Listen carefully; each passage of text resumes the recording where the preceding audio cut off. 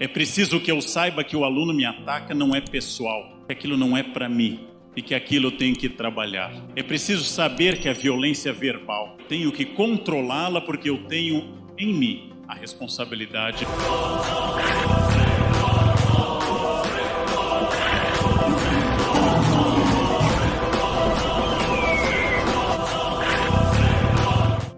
Eu posso garantir aos senhores, com toda força que eu possa ter de pensamento, que é muito mais fácil dar aula numa ditadura do que numa democracia. É muito fácil administrar um campo de concentração. Basta estabelecer uma regra de disciplina muito clara. Quem me contestar será fuzilado. É ótimo. Não existe problema a este respeito. A democracia significa a convivência com a diversidade.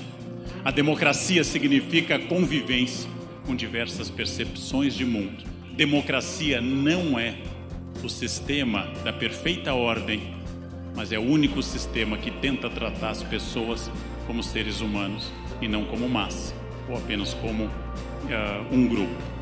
Democracia é um valor que começa a ser construído na sala de aula. E é um desafio inclusive, porque eles não vêm de famílias democráticas.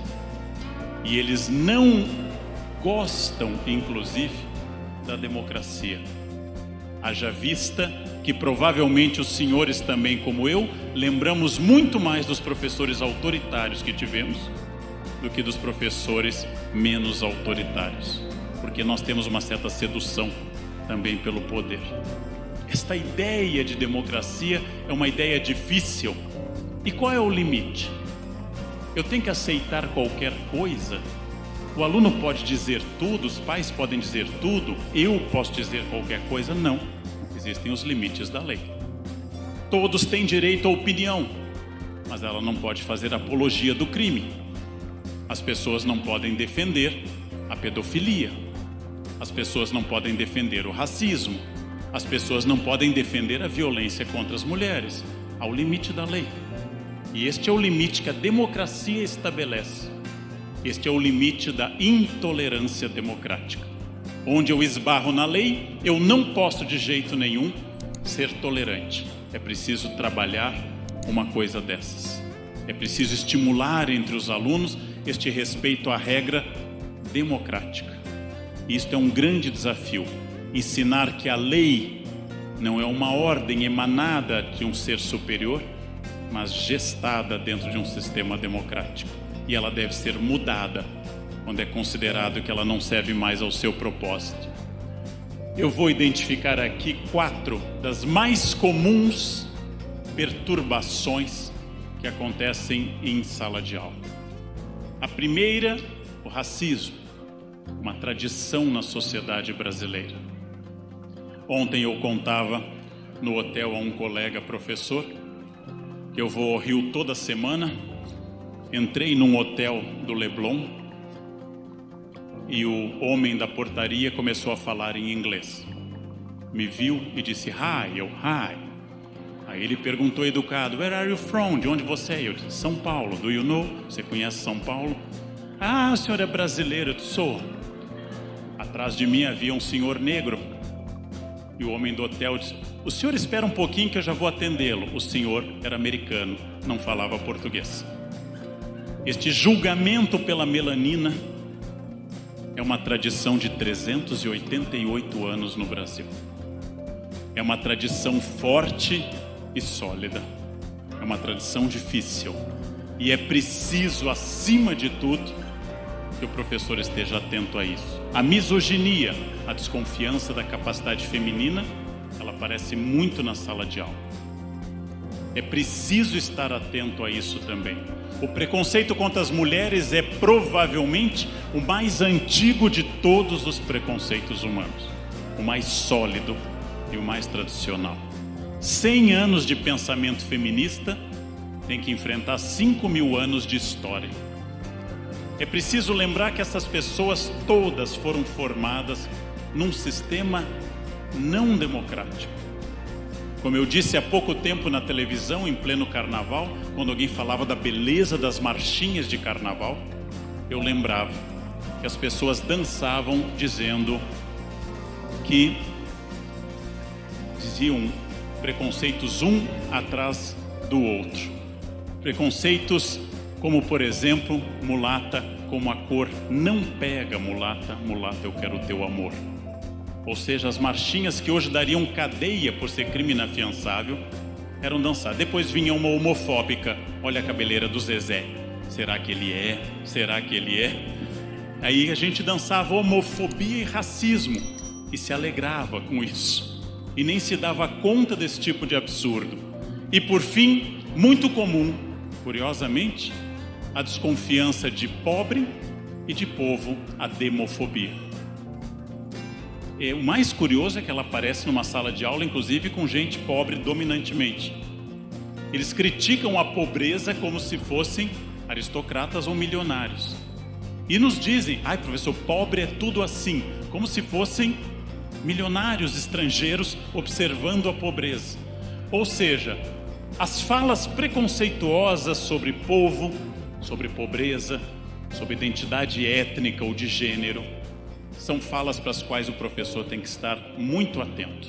Se eu não conseguir ensinar nada, e este risco existe, se eu não conseguir ensinar nada, nenhuma noção de matemática, nenhum fato histórico, nenhum princípio geométrico, é ruim. Mas se eu não conseguir transmitir valores contra estes preconceitos criminosos, aí eu perdi tudo. Eu prefiro um aluno que não saiba calcular a área do triângulo equilátero, mas que saiba que as pessoas são iguais. Eu prefiro um aluno que não domine capitanias hereditárias, mas que saiba que não existe sangue alemão, ou sangue italiano, ou sangue negro, que o sangue humano só tem A, B, AB e O, só. E todos os grupos têm esses sangues. Eu preciso também ensinar isso. E para isso volto à ideia. Conhece a ti mesmo. Olho no espelho e pergunto, onde eu tenho preconceitos? Onde eu não me conheço e traduzo simplesmente a imbecilidade coletiva? Onde eu posso melhorar a este respeito? Bem, a imagem é do vídeo do Pink Floyd, The Wall. A imagem fala da tradição da violência no espaço escolar. Tradição em que alguém fala e a turma cai em cima. Tradição que o professor cai em cima, que os alunos caem em cima. A sala de aula é um espaço de tradição violenta.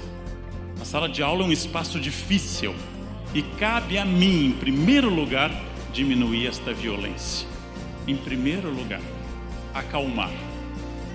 Na medida do possível, mesmo em novembro, mesmo perto da hora do almoço ou logo após uma aula de educação física, que é o momento mais difícil para dar uma aula, mais terrível, sempre da parte do aluno para vocês e de vocês para os alunos, sempre, sem exceção, respeito. E ser intolerante com a falta de respeito. A dica foi dada por teólogos medievais e ela vale independente da crença de vocês. Odiar o pecado e amar o pecador. Eu odeio que você esteja colando, porque a cola é uma fraude, é um estelionato, é um horror. Mas eu não te odeio como colador, você é apenas um equivocado. Eu odeio que você esteja gritando ou tendo um ataque histérico, porque isso está perturbando a sala. Mas eu não te odeio como pessoa. Eu não odeio a você, aluno, eu odeio o seu gesto. E eu quero que ele mude. Eu quero que ele seja transformado. Tem que repetir isso 10 vezes por dia. Eu odeio o erro, mas eu não odeio o aluno. E terminar o ano sem odiar os alunos é quase uma graça divina. Amando a todos. Por quê? Eu quero insistir sempre, gente, que nós professores não viemos ensinar aos bons alunos, porque estes não precisam de nós. Aquela aluna sempre comportada, com o caderno aberto, e o senhor parou na página tal, chatinha inclusive, aquela aluna que nunca falta, nunca se atrasa, está sempre tirando nota máxima, essa não precisa de mim, essa precisa de tratamento, provavelmente. Aquele aluno lá do fundão, aquele que senta com os braços cruzados, aquele que senta em posições que parece que vão fazer exame de Papa Nicolau, lá no fundo, aquele aluno e aquela aluna são esses que precisam de mim. Uma pessoa saudável não precisa do médico, uma pessoa doente precisa do médico. Meu aluno indisciplinado, no meu caso é sempre um Rafael, eu não sei porquê, todo Rafael é possuído pelo demo nas minhas aulas. Um aluno indisciplinado, e Patrícia também, toda Patrícia é possuída. E às vezes tem 5 ou 6 na chamada. Um aluno indisciplinado, um aluno com dificuldade de aprendizado, um aluno lento intelectualmente e rápido verbalmente e fisicamente, este é o meu objeto como professor. É este. Eu nasci para ele, eu estou para ele, e é esse que eu tenho que trabalhar.